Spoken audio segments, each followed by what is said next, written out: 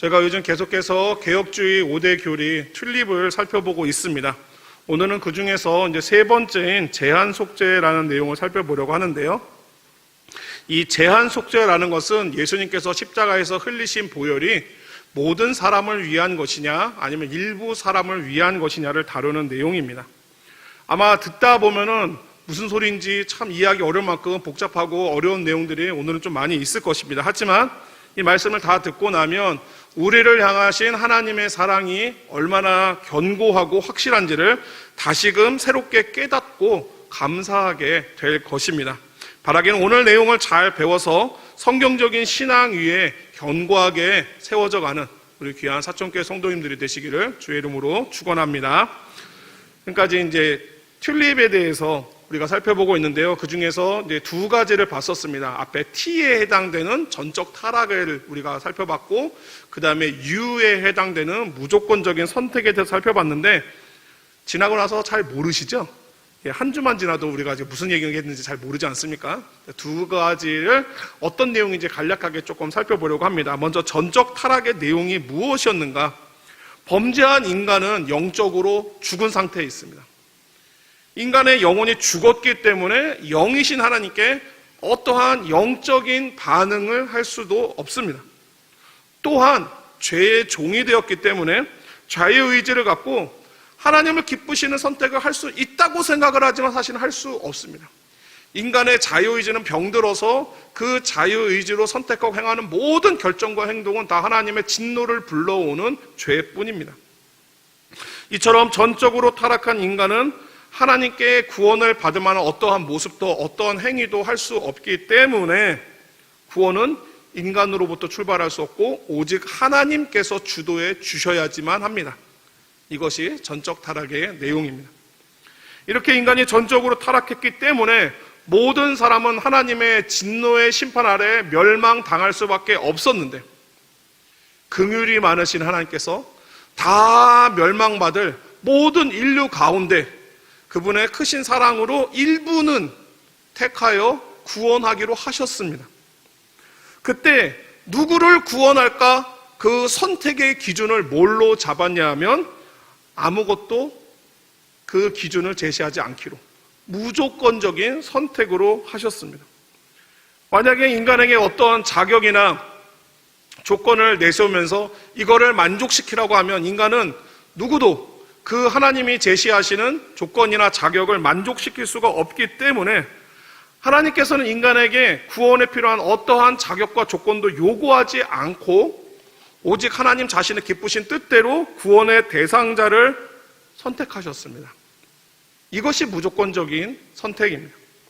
이 무조건적인 선택의 교리는 우리의 구원이 사람의 노력이나 행위에 달려있지 않고 오직 하나님의 은혜에 근거하고 있다는 것을 분명하게 보여줍니다. 전적인 타락, 그리고 무조건적인 선택이라는 이 앞에 두 가지 내용을 기억하면서 이제 오늘 제한 속죄에 대한 내용을 살펴보게 될 텐데요. 먼저 살펴보기 전에 여러분에게 두 가지 질문을 드리도록 하겠습니다. 첫 번째 질문, 예수님께서 십자가에서 흘리신 보혈의 능력은 세상 모든 사람을 구원할 만큼 크고 위대하다. 자, 속으로, 틀릴 수도 있잖아요. 자, 속으로 단어 1번, 2번, 자, 하나, 둘, 셋 하셨죠? 네, 정답은 1번입니다. 탄식이 나왔습니다. 자, 예수님께서 십자가에서 흘리신 보혈의 능력은 세상 모든 사람들을 구원하기에 충분합니다. 그만큼 크고 위대하신 예수님의 보혈의 능력이 있습니다. 그런데 두 번째 질문, 예수님이 이처럼 크고 위대한 보혈의 능력으로 예수님은 세상 모든 사람들을 구원하신다. 하나, 둘, 셋. 정답은 2번입니다. 그러니까 이게 무슨 얘기인지 알고 되게 당황하실 분들이 계실 것 같은데요. 예수님이 십자가에서 흘리신 보혈의 가치는 세상 모든 사람을 구원하고도 남을 만큼 크고 위대한 것이 맞지만, 그렇다고 해서 예수님께서 보혈의 능력을 가지고 모든 사람을 구원하시는 것은 아닙니다. 바꿔서 얘기하면 모든 사람을 구원하려고 십자가 보혈을 흘려주신 것은 아닙니다. 그럼 누구를 위해서? 예수님의 십자가 보혈은 오직 창세전에 무조건적으로 선택한 자들을 위해서 흘리신 것입니다. 우리는 예수님께서 십자가에서 흘리신 보혈의 가치와 그 효력에 대해서 혼동을 하면 안 됩니다. 가치는 무한합니다. 예수님 십자가 가치는 모든 사람들의 죄를 씻고도 남을 만큼 크고 위대하지만, 그러나 그 능력은 누구에게만 주기로 하셨는가? 오직 무조건적으로 창세전에 선택한 자들에게만 제한하여 주기로 하셨기 때문에 이것을 제한 속죄라고 부릅니다. 지금 제한 속죄란 말은 이제 제한이란 말과 속죄란 말이 합쳐진 말이기 때문에 이 뜻을 분명히 알기 위해서는 먼저 속죄가 무엇인지, 그리고 왜 그 속죄에다가 제한이라는 말이 붙었는지를 순서대로 살펴보겠습니다. 다음 화면 띄워주시기 바랍니다. 그럼 속죄는 무엇인가? 속죄는 성자 예수님이 죄인인 우리를 위해서 십자가에서 죽으심으로 우리가 하나님께 지었던 죄를 용서를 받고요, 그 다음에 그 죄로 인해 하나님께 받아야 될 진노에서 벗어나고, 죄 아래 종이로 살던 우리가 그 죄의 종으로부터 해방이 되며, 더 나아가 하나님께 나아갈 수 있는 생명길을 얻게 된 것, 이 네 가지 모두를 다 합쳐서 속죄라고 합니다. 특히 예수님께서 우리를 위한 희생 제물이 되셔서 하나님께 자기 몸으로 희생 제사를 드려 우리의 모든 죄값을 치르심으로 우리를 용서하셨다고 하는 이와 같은 속죄의 교리는 다른 종교에는 없고 오직 기독교에만 있습니다. 이렇게 말하면 어떤 분들은, 좀 이게 잘 아시는 분들은 이게 무슨 소리냐, 분명히 다른 종교에도 보면은 희생제물도 등장하고 그 희생제물로 희생제사 한다는 내용도 다 있는 걸 아는데 어디 기독교에만 있다는 이상한 소리를 짓거리느냐 라고 하실 수도 있는데요, 기독교에만 있는 독특한 점이 있습니다. 그것은 뭐냐면 숭배의 대상이 되시는 신이 피조물을 위해서 자발적인 의지로 자신을 희생하셨다라는 것입니다. 여러분, 다른 종교에 보세요. 신이 희생제물이 됩니까? 인간이 희생제물입니까? 신을 위해서 인간을 희생제물로 바치요. 인간을 희생제물로 바치라고 하지 않습니까? 자기 자식 바치라, 뭐 여인을 바치라, 뭐를 바치라. 그러니까 사람을 바치라고 하지, 신이 인간을 위해서 희생제물이 된다는 내용은 기독교의 어느 종교에도 없는 내용입니다.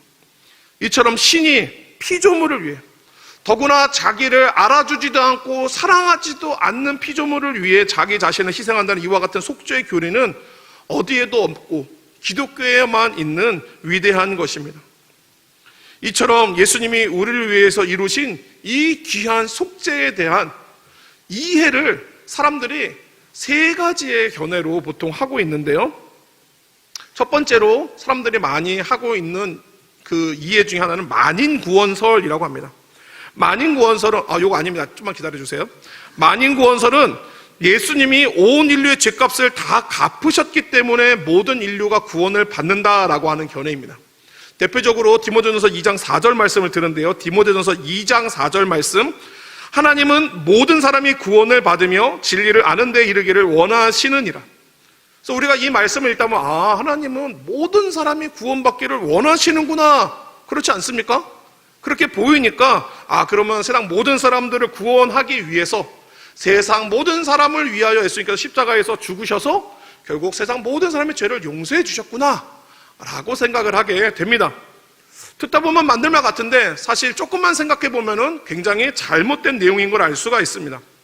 저도 인간적으로 세상 모든 사람이 한 사람도 빠짐없이 예수님의 구원을 받았으면 참 좋겠습니다. 저도 정말 그랬으면 좋겠습니다. 그렇게 설교하고 싶습니다. 그런데 그렇게 하지 못하는 것은 성경이 그렇게 말하지 않기 때문입니다. 성경을 보면 언제나 모든 사람이 구원을 받는다고 하지 않고 구원을 받는 사람과 그렇지 못한 사람이 있다는 것을 분명히 말씀을 합니다. 대표적으로 마태복음 25장 46절 말씀에 이렇게 나옵니다. 그들은 영벌에 의인들은 영생에 들어가리라 하시니라. 만약에요, 만인 구원설을 말하는 사람들처럼 예수님이 모든 사람의 죄를 위하여 죽으셔서 모든 사람의 죄를 용서했으면 영벌에 들어간 사람이 왜 있습니까? 왜 영벌에 들어가겠습니까? 이것은 결국엔 예수님이 십자가에서 모든 사람의 죄를 사하셨다는 말이 틀렸다라는 것을 보여줍니다. 이거와 조금 다른 게 있습니다. 그건 이제 두 번째로 보편 속죄설이라고 하는 것입니다. 네, 이제 보여주십시오. 앞서 만인구원설은 뭐냐? 예수님이 모든 사람의 죄를 다 갚았다. 그래서 다 구원받는다. 라고 하는 내용이었는데, 이제 보편 속죄설은 조금 다릅니다. 앞에는 같습니다. 예수님이 모든 사람의 죄를 다 갚았다. 그런데 그걸 믿는 사람만 구원받는다. 맞지 않습니까? 예수님 믿어야 구원받는다고 그러니까, 아, 그래, 예수님은 모든 사람의 죄를 용서해 주셨어. 그런데 믿어야 구원받아. 라고 하는 게 보편 속죄설의 내용입니다. 우리 생각에는 이 내용이 맞는 말처럼 생각이 되지만 사실 여기에는 무서운 함정이 하나 있습니다.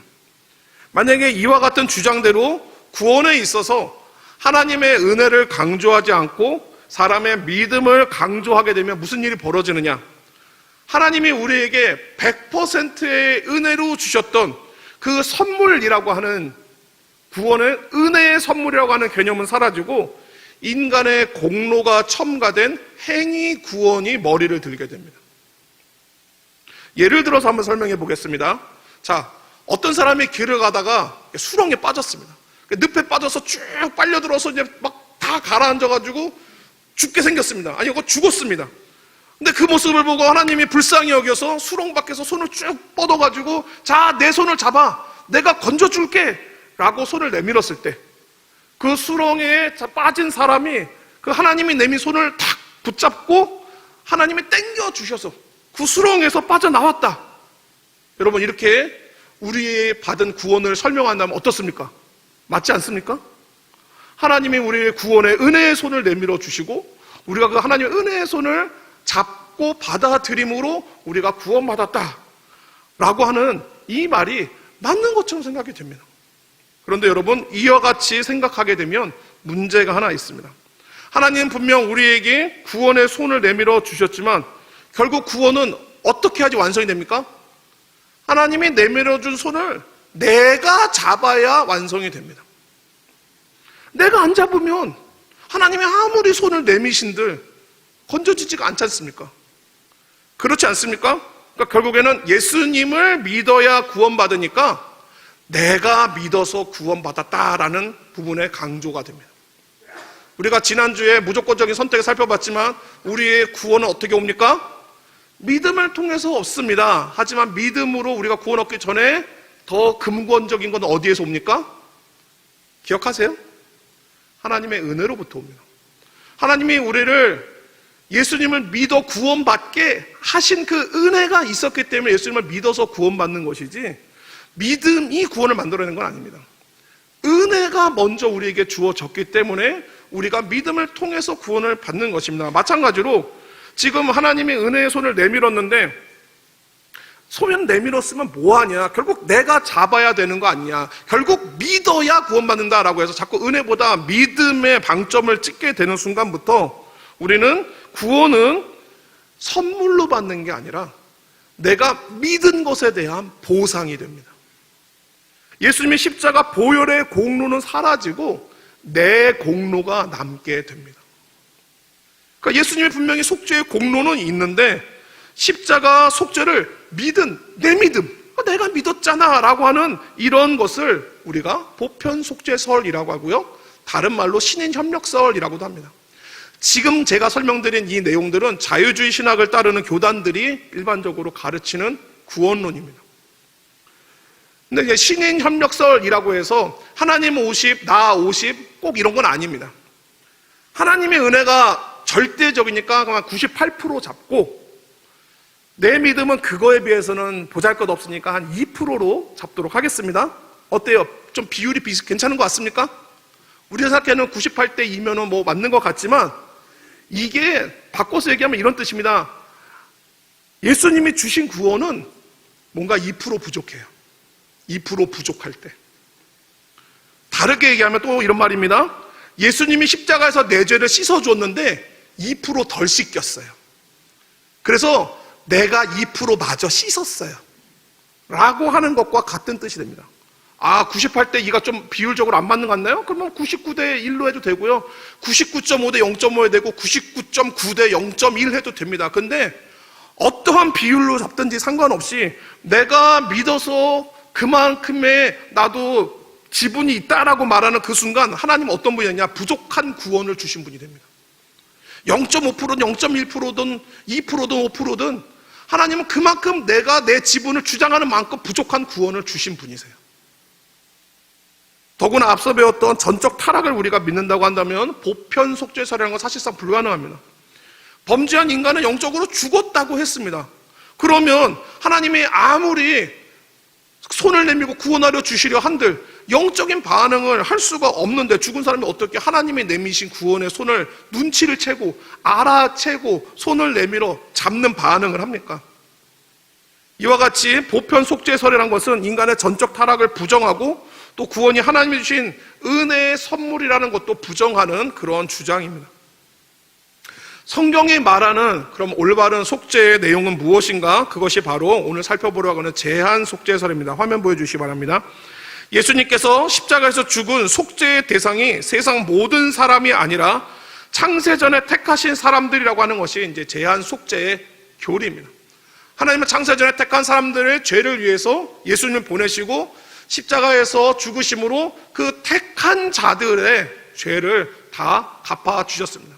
그래서 누가 구원받는가? 하나님이 택한 사람은 예수님의 십자가 속죄를 통하여 다 구원받는다라고 하는 대상을 제한한 것이 제한 속죄입니다. 이것은 예수님께서 누구를 위해서 십자가로 가고 계신지 말씀하신 내용을 보면 분명히 알 수가 있습니다. 그 내용이 오늘 본문인 요한복음 17장 내용입니다. 요한복음 17장은 예수님께서 십자가를 앞두고 성부 하나님께 기도한 내용을 다루는 본문인데요. 그 중에서 오늘 우리가 읽은 6절에 이런 말씀이 등장을 합니다. 세상 중에서 내게 주신 사람들, 그런 사람들이 있다고 말씀합니다. 세상에 있는 모든 사람을 위해서 십자가로 가는 게 아니라 예수님 지금 십자가를 누구를 위해서 가냐면 세상 중에서 내게 주신 성부 하나님께서 택하여 예수님께 보내신 사람들을 위해서 십자가에 가신다고 말씀합니다. 8절에 보면 또 이렇게 말합니다. 예수님은 성부께 받은 말씀을 누구에게 주었습니까? 앞에 있는 내용들을 읽어보면 내게 주신 사람들입니다.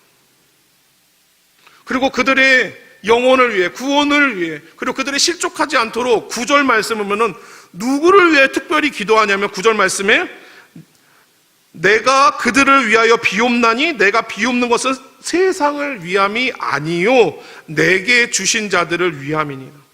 분명히 이 십자가의 목적과 대상이 내게 주신 자들이라고 분명히 제한하고 있다는 것을 보게 됩니다.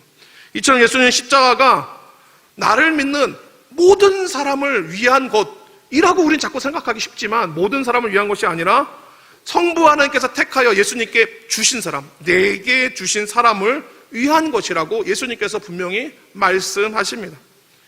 이와 같은 내용들은 예수님이 하신 다른 말씀들 안에도 똑같이 나타납니다. 요한복음 6장 37절 말씀에 아버지께서 내게 주시는 자는 다 내게로 올 것이요 내게 오는 자는 내가 결코 내쫓지 아니하리라. 계속해서 내게 주신 자, 내게 오는 자라는 제한된 사람들이 등장을 합니다. 요한복음 6장 39절 말씀, 나를 보내신 이의 뜻은 내게 주신 자 중에 내가 하나도 잃어버리지 아니하고 마지막 날에 다시 살리는 이것이니라. 자, 그럼 제한 속죄 내용을 제가 한번 정리해서 설명해 보도록 하겠습니다. 하나님이 창조하신 인간은 하나님께 범죄하여서 전적으로 타락했는데 성부 하나님은 그 하나님의 진노 아래 모든 인류가 멸망해야 하지만 그 크신 긍휼하심과 은혜로 인하여 일부를 구원하기로 작정하시고 선택을 하셨습니다. 이때 성부께서 무조건적으로 선택하셨는데 그 선택한 자들을 성자 예수님께로 보냅니다. 성자 예수님은 성부 하나님이 택하신 사람들을 위하여 십자가에서 속죄를 이루심으로 그 택한 자들의 모든 죄가 사라졌고 이제 하나님께 나아갈 길이 열렸습니다. 그리고 요건 이제 다음 주에 할 내용인데요. 그래서 성령 하나님은 선택된 사람들의 마음에 새 생명을 넣어주심으로 그들이 거듭나고요. 거듭난 영혼들이 이제 복음을 듣고 믿음으로 반응함으로써 구원에 이르게 된다라고 하는 것이 성경이 말하는 구원이고 개혁주의 구원론입니다. 이와 같은 제한 속죄 교리를 듣다 보면 많은 사람들이 고개를 갸웃거립니다. 손가락을 까딱까딱합니다. 이거 되게 말이 안 되는 내용이라고. 이거 받아들일 수 없다고. 왜요? 하나님은 사랑이 많으신 분이신데, 아니 사랑이 많으신 하나님 모든 사람들 다 구원하지 않고 왜 일부 사람만 구원한다고 가르치냐. 제한 속죄 교리는 성경을 잘못 봐서 생긴 것이다. 성경에 분명히 예수님이 모든 사람을 구원한 내용이 버젓이 나와 있는데 왜 자꾸 모든 사람이 아니라 일부 사람만 구원한다고 자꾸 이상한 헛소리를 하느냐. 니네 개혁주의가 말하는 이 제한 속죄는 아주 편협한 교리다라고 이런 주장들을 반대쪽에서 많이 이야기를 합니다. 그렇게 말하는 보편 속죄서로의 사람들이 주장하는 근거 구절들이 있습니다. 몇 개만 볼 텐데요. 대표적으로 아까 봤던 디모전서 2장 4절 말씀 다시 한번 보겠습니다. 하나님은 모든 사람이 구원을 받으며 진리를 아는 데 이르기를 원하시느니라. 또 디모전서 2장 6절 말씀에 그가 모든 사람을 위하여 자기를 대속물로 주셨으니 아까 들었던 내용이랑 뭐가 좀 자꾸 이게 안 맞죠? 세 번째 디도서 2장 11절 모든 사람에게 구원을 주시는 하나님의 은혜가 나타나. 이제 이렇게 세 개 말씀 보고 나면 그러네. 성경에 분명히 모든 사람에게 구원을 주신다고 말하고 있는데 왜 일부 하나님의 선택한 사람들만 구원받는다고 그렇게 이상한 교리를 만들었냐? 자, 봐라. 하나님은 모든 사람이 구원받기 원하시기 때문에 그들의 죄를 일단 다 용서해 주셨다. 그리고 구원받고 안 받고는 하나님의 정해준 것에 따라 결정하는 게 아니라 각 사람이 믿느냐 안 믿느냐에 따라 달린 것이다. 그래야 하나님이 사랑의 하나님이 되고 믿고 안 믿고에 대한 심판의 그 결과가 사람에게로 넘어가지. 안 그러면 하나님이 책임져야 되지 않냐. 그렇죠? 네. 그래서 보편 속죄설처럼 모든 사람이 구원을 받고 모든 사람의 구원에 이르기를 원하니까 이 믿고 안 믿고의 결정을 사람에게 맡겨서 구원을 주기로 하셨다라고 하는 이런 보편 속죄설을 듣다 보면 차라리 그게 더 맞는 것 같습니다. 아마 성경적이라고 엄청 강조했는데 제한 속죄설은 뭔가 이게 안 맞는 것처럼 생각이 됩니다. 근데 중요한 핵심을 말씀드릴 건데요. 그들이 자꾸 말하는 모든 사람이 할 때 이 모든이라는 말이 정말로 모든 인류 각 사람 한 사람 한 사람을 다 지칭하는 말이냐? 그게 아니라 오히려 신약 성경에서 사용되는 이 모든이란 말은 모든 계층, 모든 인종, 모든 성별, 모든 연령을 아우르는 범주라고 하는 이 넓은 개념을 가리키는 표현입니다. 아까 우리가 살펴봤던 디모데 전서나 디도서 다 사도 바울이 쓴 표현인데요. 사도 바울이 쓴 말씀 중에 로마서나 갈라디아서도 있습니다. 거기에 자주 등장하는 표현이 있습니다. 갈라디아서 3장 28절 말씀. 너희는 유대인이나 헬라인이나 종이나 자유인이나 남자나 여자나 다 그리스도 예수 안에서 하나이니라. 유대인과 헬라인, 종과 자유인, 남자와 여자, 그리고 여긴 없지만 아이와 어른. 자, 이걸 다 어떻게 표현했습니까? 다라는 말로 표현했습니다. 다. 자, 이제 PPT 보여주십시오. 여기서 이제 다라고 번역된 단어는 저기 이제 깨져서 안 나왔는데요. 헬라어로 이제 판테스라고 합니다. 영어로 all의 뜻이 있습니다. 그러니까 모두를 가리키는데 이게 모든 한 사람도 빠짐없이 말하는 게 아니라 이 모든 범주를 말하는 겁니다. 이 비교되는 범주들. 헬라인과 유대인, 종과 자유인, 남자와 여자, 아이와 어른, 누구든지 차별 없이 누구든지 하나님이 그거에 구애하지 않고 다 해당시켜 주신다라고 하는 그때 사용된 단어가 이 다라는 말인데 이게 앞에서 모든 사람들 할 때 했던 그 모든하고 똑같은 단어입니다. 둘 다 판이라고 하는 헬라어 단어에서 나온 것입니다. 그러니까 이거는 뭐를 보여주냐면 신약 성경에서 이 모든이라고 말할 때는 바로 저 의미라는 것입니다. 각 개인을 말하는 것이 아니라 갈라디아 3장 28절 나온 것처럼 계층과 인종, 성별과 나이를 모두 아우르는 모든 범주, 라는 것을 말합니다. 따라서 예수님이 구원하고자 자신을 대속물로 주신 대상은 보편 속죄서를 말한 사람처럼 모든 개인이 아닙니다. 하나님께 택함을 받은 모든 범주의 사람들입니다. 이것은 요한복음 12장 32절에도 나옵니다. 내가 땅에서 들리면 모든 사람을 내게로 이끌겠노라 하시니. 예수님께서 십자가에 달려 죽으신 다음에 모든 사람이 예수님께 나와서 다 예수님 믿었나요? 한 사람도 빠짐없이 예수님 다 믿었습니까? 아니죠. 근데 왜 모든 사람을 이라는 말이 나옵니까? 이게 모든 개인을 말하는 게 아니라 모든 범주의 사람들, 자격과 신분에 아무런 구애와 차별 없이 하나님은 그들을 모두 다 택하셨으며 그들은 누구라도 하나도 잃어버리지 않겠다고 하신 말씀입니다. 그러므로 세상 사람을 하나도 빠짐없이 구원하기 위하여 십자가에서 죽으셨다라는 말은 들었을 때는 굉장히 아름답고 이상적이지만 그것은 성경이 말하는 진리는 아니라는 것을 우리는 분명히 알아야 됩니다. 그렇게 아무리 얘기해도 사람들이 이 제한 속죄를 잘 받아들이지 않습니다. 이게 받아들이고 싶어 하지가 않습니다. 그건 왜 그러냐 하면은 성경이 말하는 말을 들으려 하지 않고 자꾸 인정에 이끌리기 때문입니다. 그러면 저 구원받지 않은 사람도 어떻게 해? 왜 저 사람들은 안 구원해? 사랑의 하나님이라서 왜 놔둬? 이렇게 우리가 인정에 이끌려서 생각하기 때문에 생기는 오해입니다. 근데 어떡합니까? 성경에서는 분명히 하나님께서 구원받는 사람과 그렇지 않은 사람이 있다고 말씀을 합니다. 이것은 우리가 하나님이 사랑의 하나님만이 아니라 공의의 하나님이신 것도 알아야 합니다. 왜요? 하나님께서 공의의 하나님이시기 때문에 죄가 있는 자는 아무런 처벌과 심판 없이 그냥 용서해 줄 수 없습니다. 그러면 그게 무슨 공의입니까? 우리가 사회에서 잘못한 사람들 그냥 면죄 해가지고 내보내주고 사면해서 내보내주면은 나라가 참 공의롭다 합니까? 이게 나라냐 하죠.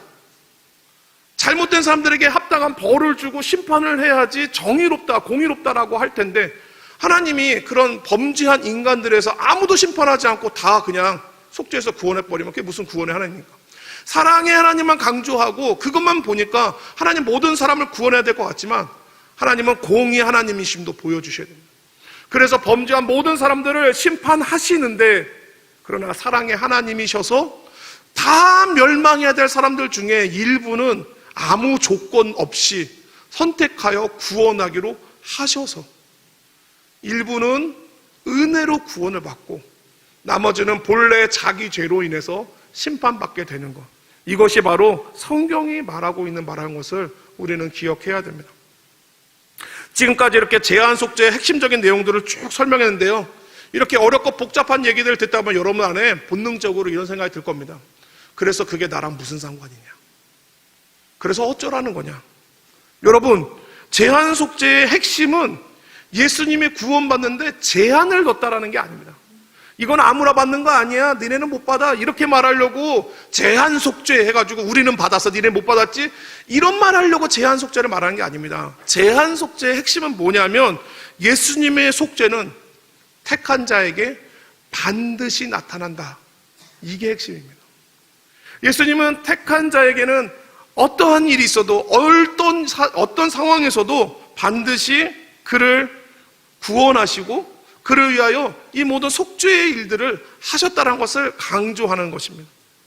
모든 사람이 전적으로 부패하여 자신의 힘으로는 예수님을 알 수도 믿을 수도 없고 심지어 예수님을 선택할 수도 없을 때 제한 속죄 교리는 사람의 상태와 상관없이 하나님의 택한 사람은 반드시 구원하신다는 것을 말씀합니다.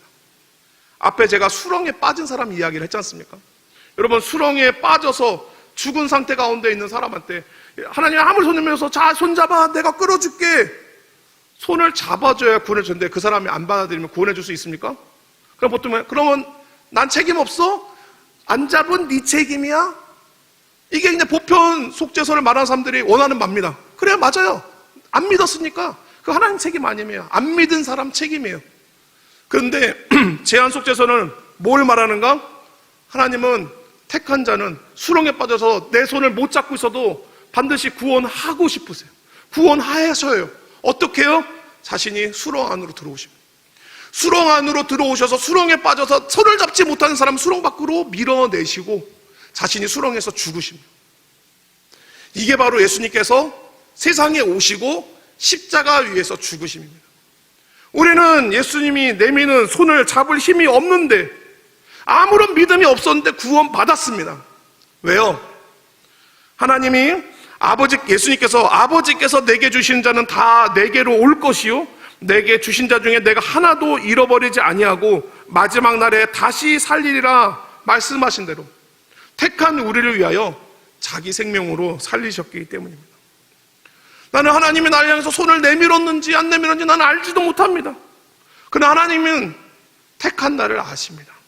한번 구원하기로 택한 사람은 반드시 구원하게 하시기 때문에 성자 예수님을 그 수렁에 보내요. 네가 저 택한 자를 건져내라. 그리고 네가 죽어라. 그래서 예수님 그 말씀에 순종하셔서 수렁에서 자신의 생명으로 우리의 생명을 건지셨습니다. 사랑하는 성도 여러분, 이것이 바로 제한 속죄가 말하는 하나님의 은혜입니다. 여러분, 내가 하나님을 잡냐 안 잡냐 강조하면 그 다음에 드는 진짜 위험한 질문이 뭔지 아십니까? 그럼 만약에 잡았다 놓치면 어떡해요? 내가 처음엔 세게 잡았는데 믿음이 약해져서 잡은 손이 이렇게 힘이 빠져서 스르륵 빠지면 어떻게 돼요? 한 번 받은 구원은 취소되나요? 여러분, 이게 이제 5번째 성도의 견인 때 우리가 할 내용인데요. 결국 이 고민에 빠지게 됩니다. 내가 하나님이 내민 손을 잡았다라고 했을 때, 내 믿음이 약해져서 그 잡은 손을 놓치면 그 다음에 구원은 어떻게 됩니까? 제한 속죄는 뭘 얘기합니까? 내가 하나님을 잡았냐 안 잡았냐? 약하게 잡았냐 세게 잡았냐? 이게 구원과 아무 상관이 없다는 겁니다. 나에게는 예수님 붙잡을 믿음이 없지만 하나님의 택한 자는 하나님이 절대로 나를 놓치지 않고 굳게 붙들어 주심으로 반드시 건지신다. 이게 바로 제한 속죄가 우리에게 주는 교훈이고 은혜입니다.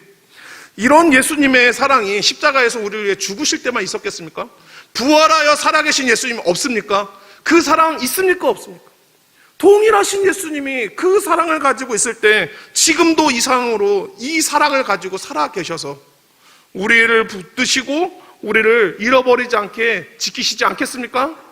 그러므로 내가 얼마나 강한 믿음을 가지고 사냐, 내가 얼마나 잘 믿고 있느냐, 우리가 그것에 의지하여서 나의 구원을 보장하고 장담하는 게 아니라 나를 택하여 구원하겠다 약속해 주신 하나님의 그 약속과 은혜에 의지하여 우리 구원을 확신하는 것, 이것이 바로 제한 속죄가 주는 은혜입니다. 사랑하는 성도 여러분, 오늘 말씀이 우리의 삶과 구원이 하나님의 은혜의 손안에 굳게 붙들려 있다는 것을 다시 한번 기억하며 우리에게 주신 구원에 감사하고 더욱 하나님을 붙들고 나아가는 우리 귀한 성도님 되시기를 주님의 이름으로 축원합니다.